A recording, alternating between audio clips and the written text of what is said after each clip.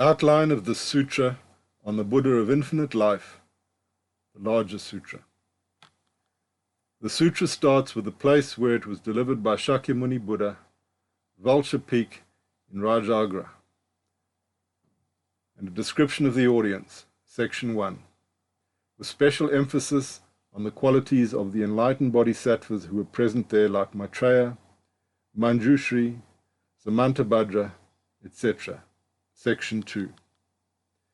Before starting to teach this sutra, Shakyamuni manifested a supreme appearance. When asked by Ananda about the reason for those wonderful manifestations, he explained that he was about to deliver the most important teaching of his life, the true reason of his coming to this world. Section 3. Then he tells the story of how many eons ago the monk Dharmakara awoke the aspiration for supreme enlightenment in front of Buddha Lokeshvara Raja, made the 48 vows, practiced for many kalpas, attained perfect enlightenment, and became Amida Buddha. In that very moment, his Pure Land came into existence, and is always present to welcome those who wish to be born there. Sections 4 to 10. The light of Amida, which is praised by all Buddhas, has 12 special characteristics and can be encountered through faith. Those who encounter this light will no longer be obstructed by their defilements, and they will be relieved to know that they are assured of birth in the Pure Land. Section 11. The life of Amida in some Bhoggakaya form in his Pure Land is infinite, and so it is the life of the enlightened beings dwelling there. Section 12. The first turning of the wheel of Dharma after Dharmakara became Amida Buddha was a cosmic event which was attended by an incalculable number of beings who were enlightened or very close to enlightenment. Section 13. Shakyamuni then describes the nirvanic features of the Pure Land and its inhabitants in rich detail, so that we may be convinced of its real existence and wish to be born there. Unlike here in samsara, where everything is conducive to attachments and blind passions, the enlightened manifestations of the Pure Land naturally lead to enlightenment. Sections 14 to 21. Those who have faith in Amida are assured that they will attain nirvana in the Pure Land. Also, it is mentioned that all Buddhas praise the inconceivable and supreme virtues or merits of Amida, which are actually transferred to us when we entrust to him, thus making us enter the stage of non-retrogression for the attainment of nirvana in the Pure Land. Section 22. There are 3 grades of aspirants for birth in the Pure Land: very advanced practitioners, even close to enlightened but not yet enlightened, as well as we, the lowest of the low, can entrust to Amida Buddha and rely on his power, thus being aware that their virtues are not superior to Amida, or that our evil is not an obstacle for birth there. However, those who are attached to their so-called merits and virtues attain an inferior birth in the borderland of the Pure Land. Sections 23 to 25. Encouraged by the Buddhas who teach the Dharma in various worlds, all advanced bodhisattvas in aspiration visit Sukhavati and are actually born there through faith, where they attain Buddhahood. Also, bodhisattvas who are already enlightened visit Amida just like a grateful student will always visit and pay respect to his master, even though he has now become a master himself. After the episode with the visit of bodhisattvas, Shakyamuni continues with explaining the favorable conditions of meeting and accepting the teaching of the largest sutra in faith. Observance of the precepts in a former life leads to birth in human form, or a realm where one can meet and hear the largest sutra, and especially the message of the primal vow, which is the essence of this sutra. Those who have met a Buddha, or many Buddhas in the past, and had devotion and respect towards them, are open enough to accept in faith the teaching of the largest sutra, and especially the primal vow. Because all Buddhas praise Amida's method of salvation, they are all guiding beings who are under their care and who worship them towards faith in Amida. Sections 26 to 27. The virtues and activities of the enlightened bodhisattvas of the Pure Land are described at length by Shakyamuni. They can, without actually leaving the Pure Land, manifest in various forms in all the realms of samsaric existence to guide beings toward birth in the Pure Land.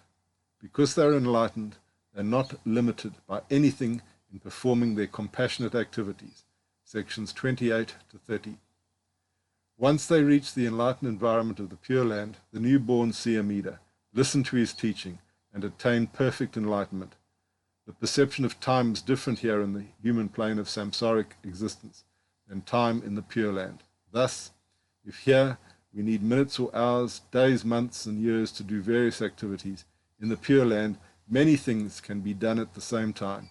So, in the very moment of birth in the Pure Land through the gate of faith, that is the gate of the primal vow, we automatically see Amida in all his glory, listen to his teaching in the seven-jeweled lecture hall, and attain perfect enlightenment. Section 29. To make us wish even more to escape samsara and be born in the Pure Land, Shakyamuni describes the karmic situation of beings who have no aspiration towards enlightenment. Then he suggests that Amida Dharma is not an instrument to justify blind passions nor institutionalize them as normal behavior. Indeed, in its saving activity, Amida Buddha makes no distinction between virtuous and non-virtuous people. But making no distinction out of great compassion between them, it does not mean that he supports or encourages evil. No Buddha, including Amida and Shakyamuni, have ever supported evil actions, so we should not confuse being saved as we are with the idea that all our actions are now worthy and good, or that we should not make any effort for good behavior. Instead of praising or justifying our blind passions, we should be ashamed of them and grateful to Amida's helping hand. As Shinran said, don't make a liking to poison because you have the antidote.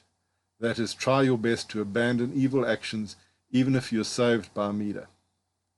The teaching of Amida's salvation contained in the larger sutra is transmitted by Shakyamuni to Maitreya, who will protect it and teach it himself when he will assume the role of the next Buddha in our world system. Sections 31 to 40. Then Ananda asks the historical Buddha to see Amida, his Pure Land, as well as the inhabitants living there. And so they are revealed to him and to all the audience gathered on that day on Vulture Peak.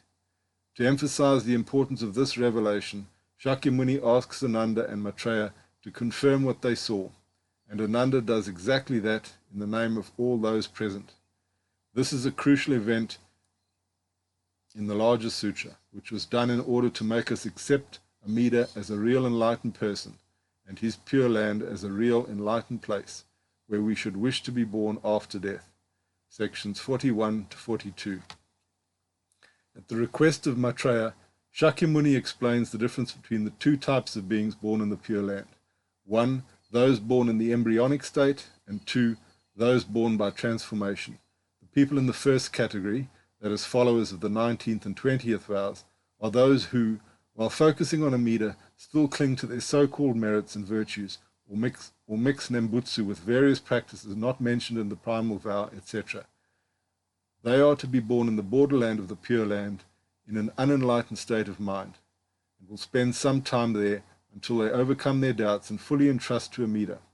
The people in the second category are practitioners who completely rely on the power of Amida Buddha in accord with his primal vow, that is, the 18th vow. They are born in the true fulfilled land of the Pure Land, or the center of the Pure Land, where they automatically attain perfect enlightenment and become capable of guiding all beings in the 10 directions. Sections 43 to 45. There are many Mahayana followers, that is, bodhisattvas in aspiration, on various levels of spiritual achievements, or even without any personal virtue in all the places of the samsaric universe, who are now in the stage of non-retrogression for birth in the Pure Land. Many such followers of true faith will also appear in the future. The cause of entering this stage is not any personal achievement, but faith in Amida Buddha and complete reliance on his power. Shakyamuni's urging us to listen and accept the larger sutra in faith is overwhelming, as he says that even if the whole universe is on fire, we should pass through it to hear and entrust to this teaching. So great is the importance of the larger sutra that he promised to keep it in the world for 100 years more, after all the other sutras will disappear. Insisting that we must not have any doubts about the contents of this sutra, Shakyamuni mentions as proof of the authenticity of its teachings the fact that he enabled the audience to see Amida and his Pure Land. Thus, he wanted them to act as witnesses to future generations for the real existence of Amida and his Pure Land. in the process of receiving this sutra, we must practice it in the way it was taught, and not change it according to our likes or dislikes. Sections 46 to 47. At the end of the sutra, various benefits gained by the audience are described, among which the most important is the entering into the stage of non-retrogression or birth in the Pure Land, and subsequent attainment of nirvana. If the sutra starts with Shakyamuni's supreme appearance, it also ends with extraordinary supernatural manifestations. Both manifestations at the beginning and end of the sutra show that this was indeed the most important discourse of Shakyamuni's lifetime, the true reason for his coming to this world. Section 48.